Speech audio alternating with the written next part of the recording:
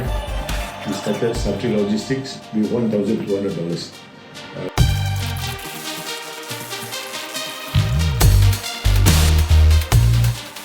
What we do is that we cater logistics for any Indonesian. It can be expatriates, students, foreign domestic helpers, business people, to send their goods back, personal effects, back into Indonesia, all parts of Indonesia, from Sumatra all the way to Kalimantan, to Sulawesi, Jawa, everything. We do probably, let's say on the ballpark, let's say 3,000 to 5,000 boxes a month. Okay.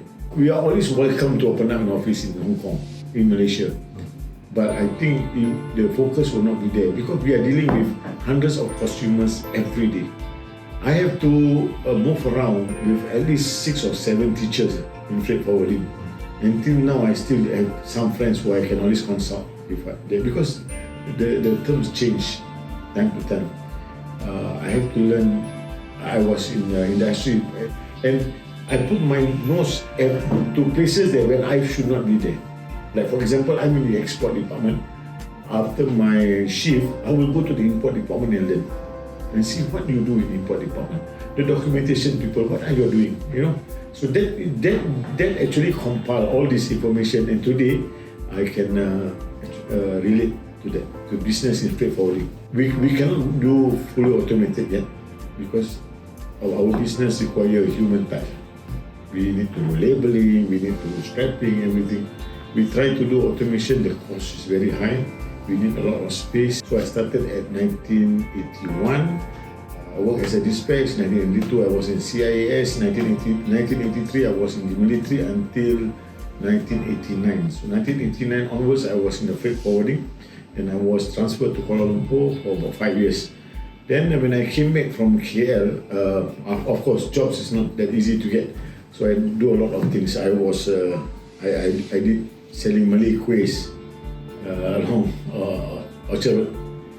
I was a taxi driver before for about 3 years, and then I used to become a personal driver in one of the embassy in Singapore. And on top of that, I do some delivery for dry goods in the market. So practically all these jobs are just to make ends meet. Then eventually I was called up by one of the companies to handle their logistics, to handle oil and gas shipments. We did quite well, but after 2 years, oil and gas business was very slow. Then the company started to wind up and everything. I left jobless. I did a business doing chili paste with a warehouse in Johor. We did, and business was a total failure. I have to sell my house to pay rent, to pay the debts. We were in big trouble, and then there's nothing I can do anymore. So what happened? I'm left with no money, zero. I still remember that very day. I have about $10. So my brother came up to me and said, "Why don't I open up an logistics company?"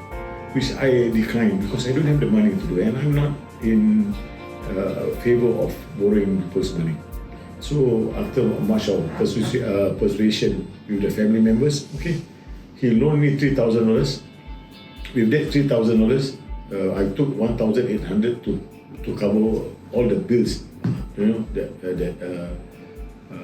for the house. So I'm left with $1,200. In January 2005. We started Safri Logistics with $1,200. We bought all those cheap things. I still remember it was at Perak Road. We bought a $30 printer. We bought a $10 phone. We registered enterprise company that's only $65. So with that, we started. But we were lucky during my freight days when I was coordinating with Indonesians in Balikpapan, in Jakarta. They remembered me. So there was a trust because we don't practice corruption, we don't practice kickbacks, we do their jobs proper. And then the trust was almost immediate. The moment they heard me doing logistics, they gave me a call. I remember we do an oil and gas company which is based in Kuala Lumpur. We managed to get the full contract. 6 months later, a friend of mine from Indonesia suggested that why we do this T.K.I. I said, I'm not into this. I'm not in business. I don't have this business mindset. But after again much persuasion, we tried. For 2 months, almost I think 0 boxes. We did not know how to do marketing. We did not know how to do branding. We do not know what to do. We don't have networking, nothing.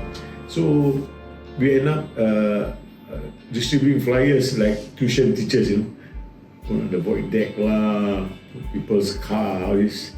So I remember the first 2 months we only get 2 boxes. The customer was my domestic helper and my friend's domestic helper. That was our first customer. Something was doing very well at that time. So after 6 months, when we do the oil and gas, when business started to go slow on oil and gas, T.K.I. started to come up. I'm not a planner. I don't scheme things. I can't plan for tomorrow. I will take it there and then. I need a starter. I need someone to start this. Then from there I can develop ideas. But for me to create an ideas, I have to be truthful to myself. I can't do that. As an employer, I would just say that I'm just like here. I can be on a different seat altogether, but I'm just lucky that maybe someone put me in the employer seat, but I'm just like here. That's all. Very important for youngsters, do not celebrate too fast. Sometimes you see youngsters, the moment they see some profit coming, they start to celebrate. They start to change expensive cars. They change their lifestyle and everything. Wait, have patience. The money is not going anywhere. So have a proper mentor who can advise you. Always seek advice. Do not do decision thinking that your decision is the best. Recently, we discussed of probably doing some tours, travel and tours, and maybe event management. We have done one, and then we did very well. Sweet charity. So it motivates us. We are not going to stop here. We're going to do it again. Being a businessman, 2 things that come to my mind. One is profit. If I were to do this, is there any profit for the company? Number 2, I saw branding. Sweet Charity is a big name in the industry.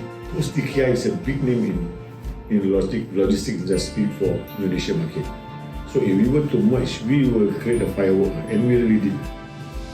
I think it creates a different ball game now for all event management in Singapore. We are very, very aggressive in marketing. We are in TV, we are in radio, we are in Indonesia medias.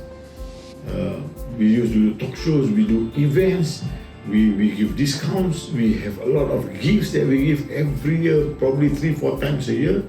We are very close to them. We supported all the domestic helpers events. I would say 99% of the events of the foreign domestic helpers in Singapore for the Indonesian, you will see our logo there, our sponsors. But at the end of the day, the consumers decide whether they want to use T.K.I. or not. We are not going to do that. We, as a business identity, we have done our part. We have given back to the community. We have given back to the poor.